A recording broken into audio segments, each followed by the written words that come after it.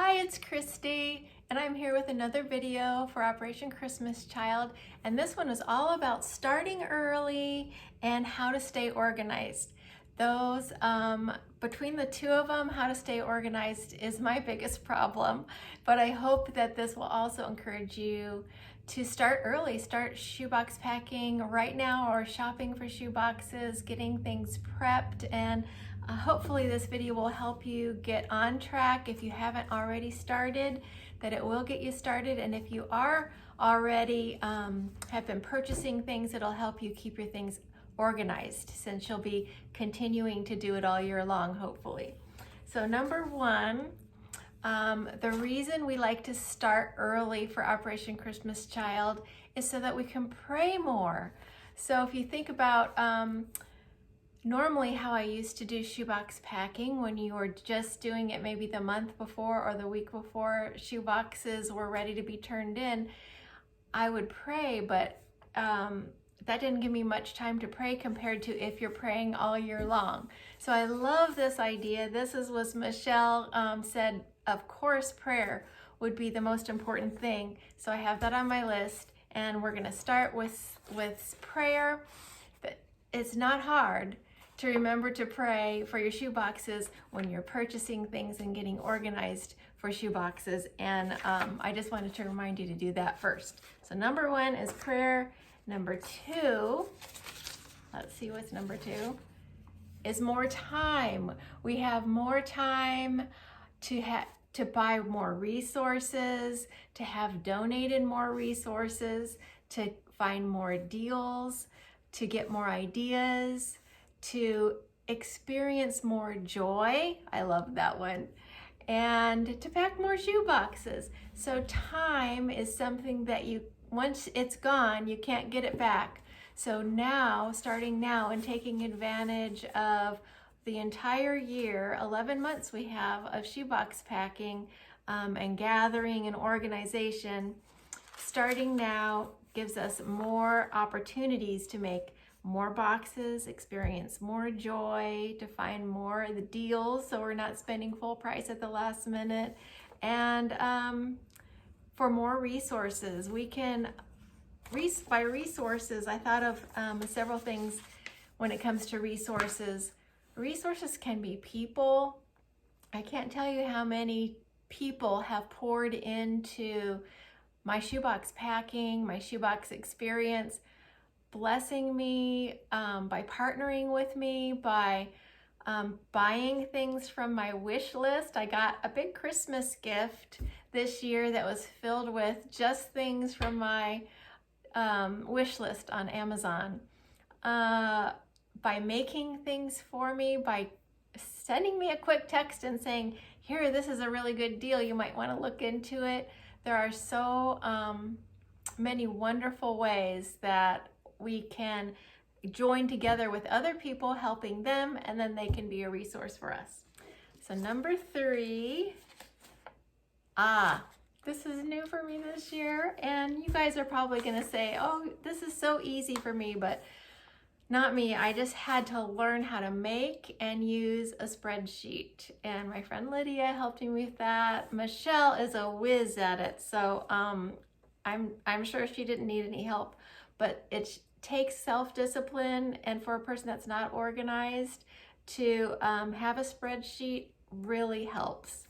So now that I have a spreadsheet and I have a page for my specific shoe boxes, I have toys in one category, I have little gems in one category, and you just put them, for those of you that don't know about spreadsheets, you put them in columns and then you check off the items, or for me, I'm keeping track of how many, like backpacks. This is how many backpacks I need. And then as I get the backpacks, then I check off what I have. So at the last few months aren't a mad rush to say, oh, I ran out of this or I ran out of that. I will already have a detailed list. And in fact, if you have a detailed list, you can say, oh, I know I have those extra pencils around here somewhere because it's on my spreadsheet. Before this happened to me last year, you buy things that you already had because you find a good deal or whatever. And instead now I'll have a list that will help me to stay organized, and it's a spreadsheet. So it'll give me a lot less stress during the year, and plus checking off things makes you feel like you're making progress. So make and use a spreadsheet, that's a tip. Now number 4, no time to waste. So I was just thinking about all the downtime that we can have in our lives, where we're doing things that aren't important. We're flipping through our phone or we're watching TV. And instead of doing that, and what about winter days or bad weather days like it has been here?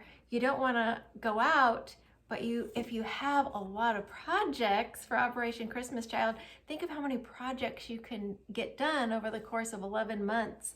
And I'm going to give you some ideas of what you can do during those downtimes when it's snowing, when it's just a yucky day, when you don't feel like going out, but you don't want to really waste your time by just sitting in front of the TV.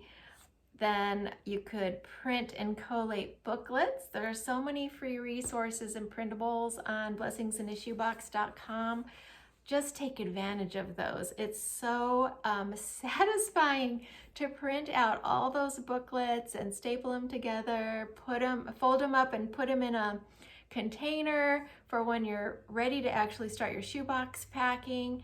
It's really thrilling to be able to get that taken care of, and it's soothing and relaxing too. I love it. Another thing is sew. I know quite a few shoebox packers that love to sew, and you have the whole year, if you start now, to sew items for your shoeboxes. Could be very simple projects, elaborate projects, whatever you love to do. Take advantage of the time you have now instead of waiting till the last minute to sew. And remember, all the things that you're making or putting together or the deals that you're finding, they don't only have to go in your shoe boxes, but they can be sent as fillers.